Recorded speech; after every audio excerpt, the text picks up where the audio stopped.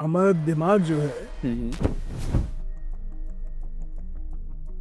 वो चलता है इलेक्ट्रिसिटी पे। मतलब सर्जरी नाम सुनने के बाद ही हम डर जाते हैं। फिट्स कंट्रोल में नहीं आ रहे। You have drug resistant epilepsy और कभी सुसु हो जाती है। Yes yes. वो 1-2 मिनट तक चलती है, बाद में हम सो जाते हैं। और एपिलेप्सी को क्योर कर सकते हैं। 70% चांस कि ये बंद हो जाएगी। तो रिस्क इज 1 in 300। आपके बच्चे की लाइफ चेंज हो गई। क्या बात है। एज अर्ली एज पॉसिबल करना चाहिए। दोस्तों नमस्ते, मैं अमर अणे, आपका पॉडकास्ट होस्ट। आप सभी का स्वागत है academy of paediatric neurology presenting neuro podcast में, powered by Linux laboratories private limited. This is a neuro podcast जहां हम पीडियाट्रिक एपिलेप्सी के बारे में डिस्कस कर रहे हैं और हमारे साथ है मुंबई के पीडी हिंदुजा हॉस्पिटल के जाने माने paediatric neurologist doctor Vrajesh Udani sir. हमने उनके साथ डिस्कस किया कि ये एपिलेप्सी, इसको हम क्योर कैसे कर सकते हैं। एपिलेप्सी के बारे में जो कॉमन पब्लिक में डर है, स्पेशली पीडियाट्रिक एपिलेप्सी के बारे में, क्योंकि जब हमारे घर में बच्चा आता है तो खुशियां लेके आता है, लेकिन जब उसको हम इस तरह की सीजर देखते हैं, इस तरह की कंडीशंस देखते हैं, तो हमारे मन में एक डर बैठ जाता है। इस डर को दूर करने का प्रयास हम इस पॉडकास्ट के माध्यम से करने वाले हैं, जहां पे हमने एपिलेप्सी को इन डेप्थ समझने का प्रयास किया है with doctor Vrajesh Udani sir. ये पॉडकास्ट अंत तक देखिए। मैं आशा करता हूँ कि पॉडकास्ट के अंत तक एपिलेप्सी के बारे में आपके मन में जो डर है वो निश्चित ही दूर होगा। पॉडकास्ट को शुरू करने से पहले इस चैनल को सब्सक्राइब करें ताकि आगे के पॉडकास्ट आपसे मिस ना हो। तो आइए शुरू करते हैं a neuro podcast with doctor Vrajesh उड़ानी।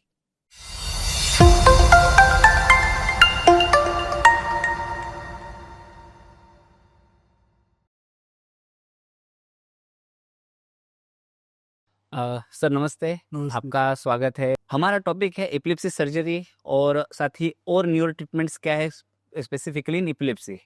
तो सर, मैं इस सर्जरी जैसे हमको डराने वाला, मतलब सर्जरी नाम सुनने के बाद ही हम डर जाते हैं, तो इस कॉन्सेप्ट को समझने से पहले आपसे एपिलेप्सी क्या है इसके बारे में जानना चाहता हूँ। देखिए, हमारा दिमाग जो है वो चलता है इलेक्ट्रिसिटी पे।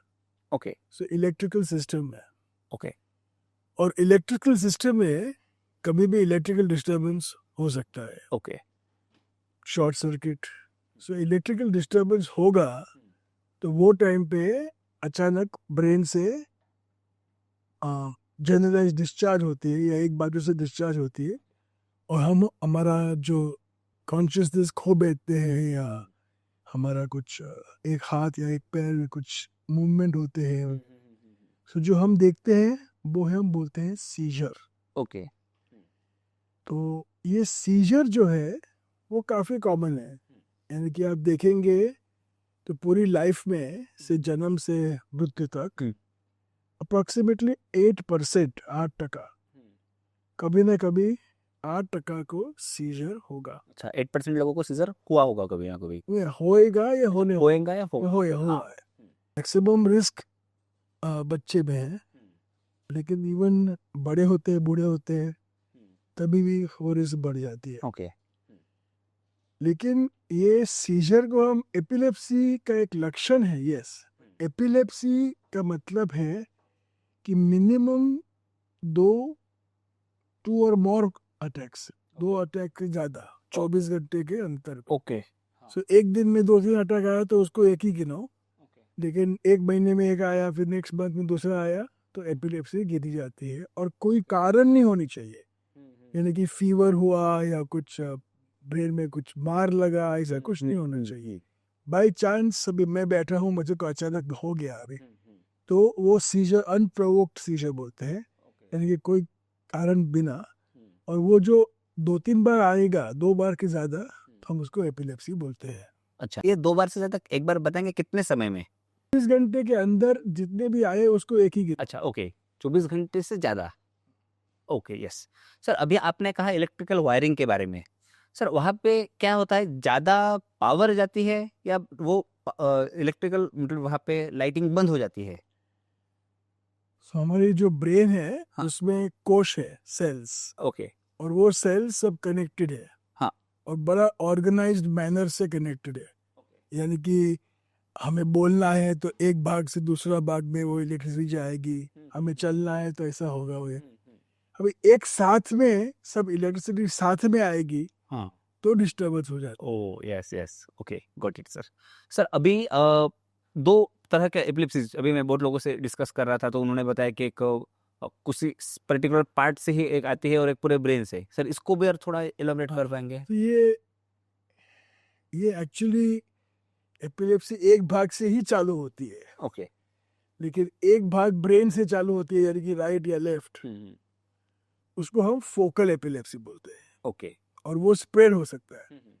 और दूसरा है कि दोनों बाजू से एक साथ में चालू होती है, वो भी एक एक एरिया से चालू हो सकती है, तो उसको हम एक कन्वेंशन से हम जनरलाइज बोलते हैं। Okay actually there is nothing like generalised epilepsy.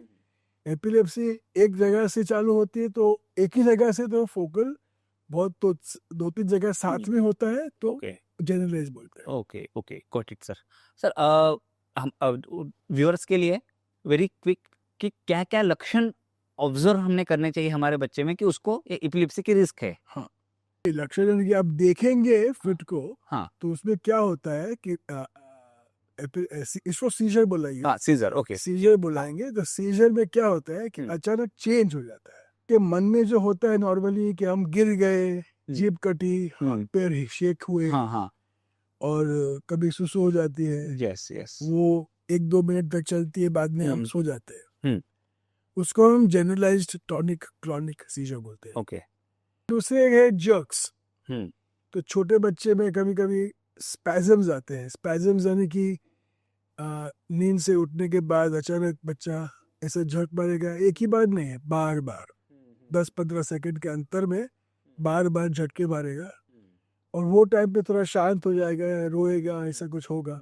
और पहले पहले हमें लगेगा कि ये बच्चा तो उसको कुछ डिस्कम्फर्ट हो रहा है या कुछ क्या हो रहा है, लेकिन वो बहुत खतरनाक बीमारी है स्पैजम। तो वो आपको रिकॉग्नाइज करना चाहिए, पहले 1-2 साल में होती है। ओके तो नींद से उठने के बाद अचानक झटका मारना, वो भी 1-2-3-4 साथ में, that is very important. Okay फिर दूसरा है कि कभी हम शांत हो जाते हैं, खो जाते हैं, उसको हम बोलते हैं एब्सेंट सीजर या फोकल नॉन मोटर सीजर। वही तो उसमें हम बात करेंगे तो हमें समझ नहीं पड़ता है, वो भाग जो है वो हम भूल जाते हैं यूजुअली। तो अलग अलग टाइप के फिट्स आते हैं। ओके ठीक है सर। कभी कभी गिरते हैं हाँ तो मार भी लग सकता है। बराबर। सर अभी सीजर के अलावा भी कोई लक्षण है एपिलेप्सी के जो हम आइडेंटिफाई कर सकते हैं? सीजर के कारण कभी कभी, सीजर के कारण, मेडिसिन से कारण बहुत सारी चीज़ें से, कभी कभी एकेडमिक स्कूल में प्रॉब्लम हो सकती है, लर्निंग प्रॉब्लम्स हो सकता है, अटेंशन में प्रॉब्लम हो सकता है, बिहेवियर में प्रॉब्लम हो सकता है। बट मेन रीज़न है सीजर्स में, जब भी बहुत ज़्यादा सीजर्स आ रहे हैं, या आप एक टेस्ट है ईईजी करके, जी हाँ वो वायरिंग करते हैं ईसीजी ऑफ द ब्रेन समझे, उसमें बहुत सारा एक्टिविटी चालू है, एबनॉर्मल एक्टिविटी, तो भी आपका जो नॉर्मल रूटीन बिहेवियर, इंटेलिजेंस, उसमें इफेक्ट हो सकता है। ओके यस गॉट इट तो सर। लेकिन ये होता है रेयरली। हाँ जनरली अटैक्स 70% 80% में कंट्रोल हो जाते हैं सिंपल दवाइयों से। यस यस और बिल्कुल सर। मैं दवाइयों की तरफ ही आ रहा था कि इसका सर फिर फर्स्ट लाइन ऑफ ट्रीटमेंट क्या होता है सर? मतलब आई गेस मेडिकेशंस होते हैं। हाँ, so first line of treatment दो होते हैं। एक तो हम इमरजेंसी ट्रीटमेंट क्या करते हैं। हाँ सो मोस्ट इम्पोर्टेंट है कि फिट आएगी, हाँ सीजर आएगा तो लंबा नहीं चलना चाहिए। सो 5 मिनट के अंदर बंद होना चाहिए। ओ तो बच्चे को साइड पे सुलाना चाहिए, नेक थोड़ा एक्सटेंड करना चाहिए, मुंह में कुछ डालना नहीं चाहिए। 1-2 मिनट के बाद जो कंट्रोल नहीं हो रहा है अपने आप, नॉर्मली 90% में अपने आप बंद हो जाएगा, लेकिन झटके मार ही रहा है या ऐसा कुछ हो ही रहा है, तो उसको उठा के एक स्प्रे आती है, मिडाजोलैम स्प्रे, वो यूज़ कर सकते हैं, और फिर वो बच्चा 2 मिनट के बाद बंद हो जाती है। ओके ठीक है फर्स्ट। हाँ, उसके बाद में डिसीजन लेना है कि ये बीमारी क्यों है, हाँ ओके क्योंकि अलग अलग मिर्गी की बीमारी जो है वो एक बीमारी नहीं है जी, वो बहुत सारी बीमारियां हैं। मिस आप समझिए जेनेटिक प्रॉब्लम होगा आपके मम्मी Mother. पापा को भी था या जो भी है, तो हम जेनेटिक एपिलेप्सी बोलते हैं। ओके ऐसा भी हो सकता है कि जेनेटिक एपिलेप्सी हो लेकिन मम्मी पापा को नहीं था, किसको भी नहीं था, आपको ही निकला चालू हुआ। फिर दूसरा कुछ ब्रेन में कुछ गांठ है या ब्रेन में कुछ दाग है, ब्रेन में कुछ वो सब लक्षण उसके वजह से भी हो सकता है। ओके तो उसके लिए सब टेस्ट करनी पड़ती है और उसके बाद में डिसीजन लेना चाहिए कि ये रिस्क कितना है वापस आने का, क्योंकि दवाई से सिर्फ रिस्क कम कर रही है, ओके दवाई से रिस्क कम कर रही है। सो नॉर्मली एपिलेप्सी में रिस्क अबाउट 60% वापस आएगा।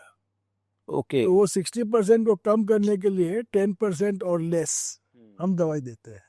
क्योंकि ये दवाई से ये समझना चाहिए कि एपिलेप्सी मिर्गी की बीमारी में बदलाव नहीं आता है, कंट्रोल होता है, कंट्रोल होता है। एग्जैक्टली सर, लेकिन कुछ ऐसी एपिलेप्सी होती है, पता नहीं वो कितनी सीरियस, आप वो बता पाएंगे कि जिसमें दवाइयाँ काम ही नहीं करती? करेक्ट। सो उसी पे मैं बोल रहा था कि हाँ। अब 70% में बच्चे में 70% में कंट्रोल हो जाए। आइदर मेडिसिन से और अपने आप से ही टेंडेंसी निकल जाती हाँ है। यस 2-3 साल में आपने मेडिसिन लिया, सब कुछ ठीक रहा, फिर 2-3 साल के अंदर अपने आप ही टेंडेंसी निकल गई फिट्स की, मिर्गी की, तो दवा भी बंद कर सकते हैं। 20-30% में फिट्स कंट्रोल में नहीं आ रहे हैं। हाँ। अभी वो हो सकता है कि मेडिसिन बराबर नहीं दिया है, डोज बराबर नहीं दिया, बराबर लेते नहीं है, रात को बराबर सोते नहीं है, बहुत सारे कारण हैं। लेकिन जो सब कुछ आप कर रहे हैं फिर भी आती रहती है, उसका मतलब हुआ कि you have drug resistant epilepsy. Okay drug resistant epilepsy यानी कि मेडिसिन से फायदा नहीं हो रहा है, और वो नॉर्मली 2 या मैक्सिमम 3 दवाई ट्राई करते हैं बच्चे लोग पे। उसके बाद में 2 और ट्रीटमेंट्स है। एक ट्रीटमेंट है कीटोजेनिक डाइट, वो बाद में बात करेंगे। हाँ। लेकिन फर्स्ट हमें ये टेस्टिंग करना है कि ये एपिलेप्सी सर्जरी पॉसिबल है कि नहीं ओके ऐसे बच्चे, क्योंकि एपिलेप्सी सर्जरी से जो भाग ऑब्वियसली जो हम कर सकते हैं, जहाँ एक फोकल एपिलेप्सी ज़्यादातर होनी चाहिए, एक ही जगह से आ रही है, वो भाग निकालने से या डिस्कनेक्ट करने से कोई हानि ना हो, बच्चे में कोई प्रॉब्लम ना हो, और वो हम ऑपरेशन से निकाल के एपिलेप्सी को क्योर कर सकते हैं। क्योर मीन्स 70% में, क्योर हो सकता है?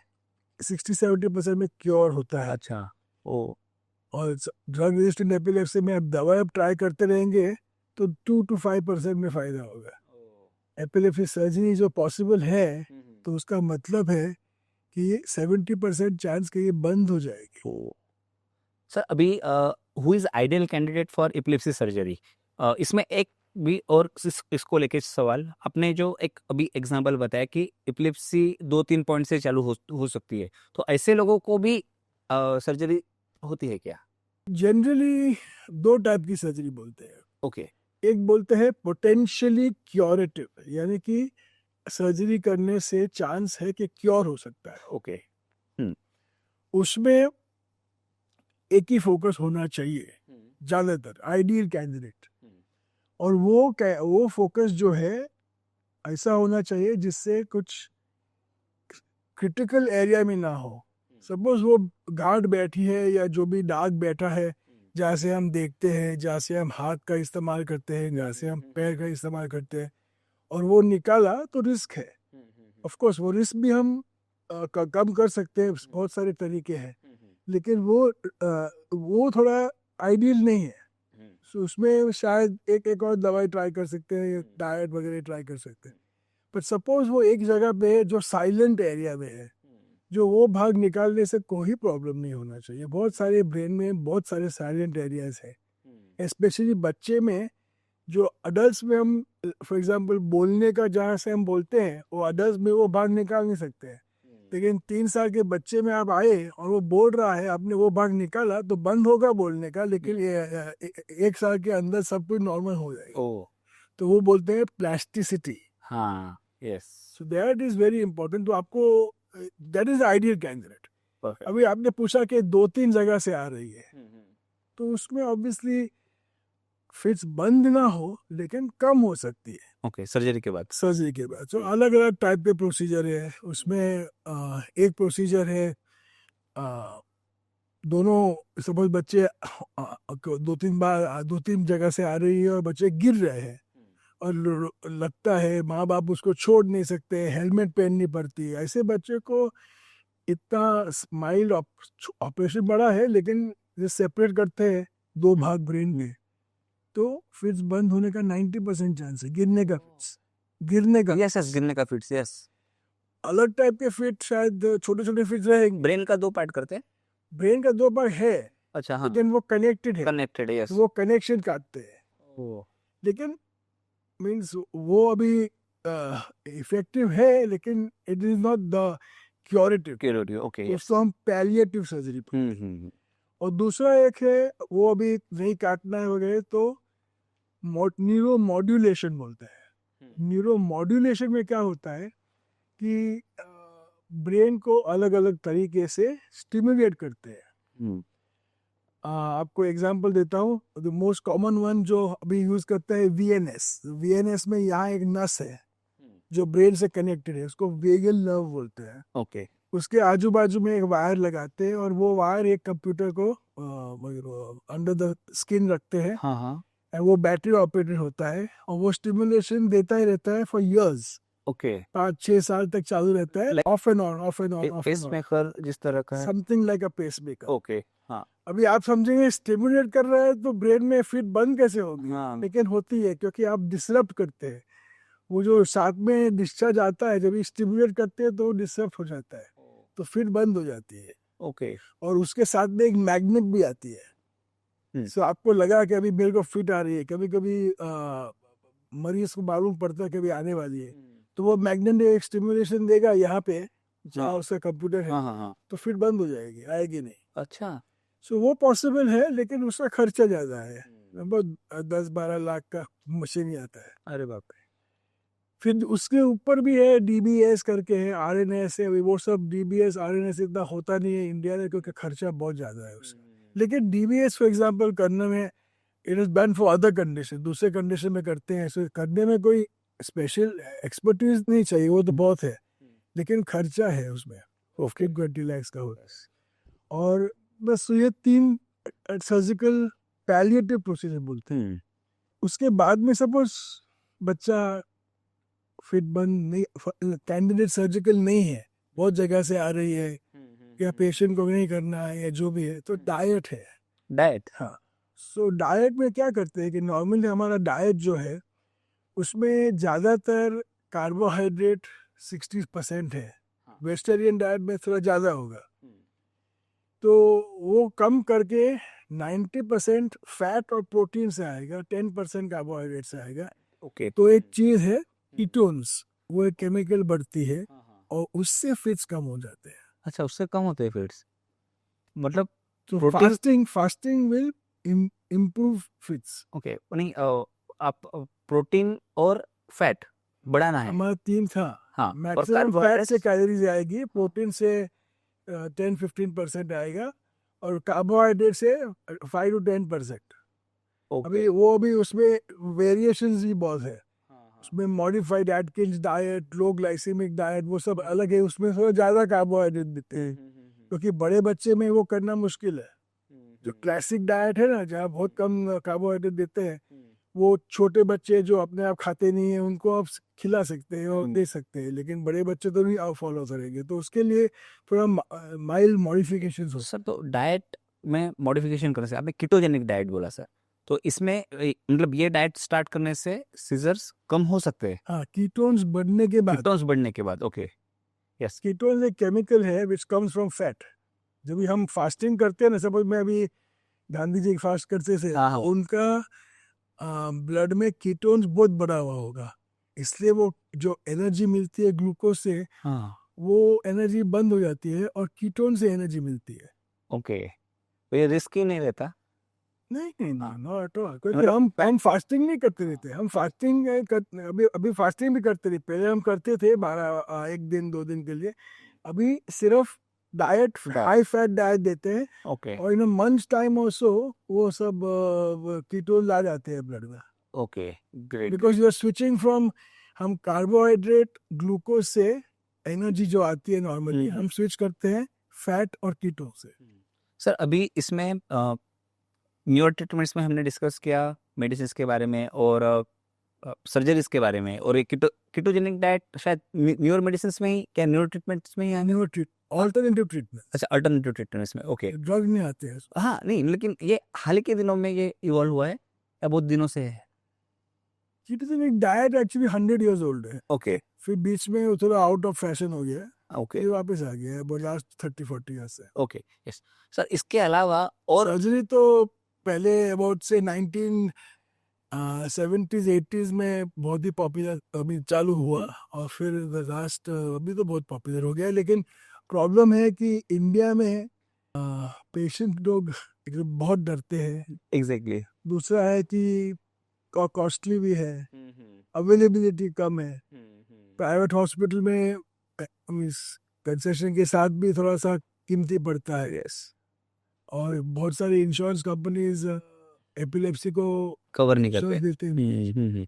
सर एंड में मुझे जैसे आपने कहा सर्जरी के बारे में हमारे मन में सच में डर है कोई भी आप छोटी से छोटी सर्जरी पकड़ लीजिए हम डरते हैं हाँ तो आपको मैं क्लियरली रिस्क बताता हूँ। हाँ सपोज आप आइडियल कैंडिडेट लिया जो जिसके पास एक जगह से आ रही है हाँ वो जगह साइलेंट एरिया में है वो सब है तो risk is 1 in 300 okay 1 in 300 okay 0.3 to 1% maximum means वो सर्जिकल रिस्क है ब्लीडिंग हो सकता है वो सर इन जनरल जैसे होती है दुनिया में रिस्क सर्जरी की वैसी वेरी सेफ ओके पूरा माइक्रोस्कोप से करते हैं you can see the brain in ला पूरा ब्रेन बड़ा बड़ा दिखता है वेसल्स को हम बराबर डिफरेंट मशीन्स वेरी सेफ। अभी सपोज सर्जरी में आपको मालूम पड़ा कि कुछ दाग दिखता ही नहीं है सो नेगेटिव है तो उसमें रिस्क कम है लेकिन उसको हम बोलते हैं SEG करके हम दिखते हैं कहाँ से आ रहा है there also is effective but is not as effective as MRI में कुछ मिला तो MRI में कुछ मिला कुछ दाग मिला या कुछ गांठ मिली या कुछ भी ऐसा मिला then recovery I mean the success rate बहुत ज़्यादा है ओके 70% ऐसा लेकिन सपोज नहीं मिला और फिर आप सिर्फ ये स्पेशल EEG से हम देखते हैं कहाँ से आ रही है उससे अबाउट 50% 60% होगा ओके और last if it is area जहाँ से हम क्रिटिकल एरिया है हाथ का या पैर का तो रिस्क ऑब्वियसली बढ़ती है लेकिन ओवरऑल हम बोल सकते हैं कि जिन कैंडिडेट्स में सर्जरी एक ऑप्शन है उन्होंने सर्जरी के लिए जाना चाहिए 100% ताकि उन आपके बच्चे की लाइफ चेंज हो गई क्या बात है क्योंकि सपोज बहुत रोज फिट आ रही है सब लोग हैरान है फैमिली में पैसे का खर्चा होता है फिट्स के दवाई के खर्चा होता है फिर गिरते हैं कहीं भी स्कूल निकल जाती है और वो टाइम बेस्ट एजुकेशन टाइम है ना यंग चिल्ड्रन में तो वो भाग गया तो उसके बाद में वापस नहीं आएगा इसलिए वो एज अर्ली एज पॉसिबल करना चाहिए। Sir thank you very much बहुत ही अच्छा पॉडकास्ट रहा मुझे लगता है ये पॉडकास्ट देख के लोगों की सर्जरी रिलेटेड जो भीति है डर है वो थोड़ा कम हो सकता है लास्ट कुछ मैसेज देना चाहेंगे सर नहीं बहुत सारे सेंटर भी है हाँ फॉर एग्जांपल हम हिंदुजा में काम करते हैं हाँ दूसरे हॉस्पिटल है बम्बई में 2-3 हॉस्पिटल और है SRCC बहुत सारे हॉस्पिटल है फिर बहुत सारे गवर्नमेंट इंस्टीट्यूट है एम्स है निमहैंस है अमृता इंस्टीट्यूट है बहुत सारे इंस्टीट्यूट है इंडिया में बहुत सर्जरी अवेलेबल 70 अवेलेबल है लेकिन आपको अप्रोच जल्दी करना चाहिए और सेशन जल्दी लेना चाहिए। Oh great sir thank you very much sir बहुत अच्छा हुआ podcast thank you very much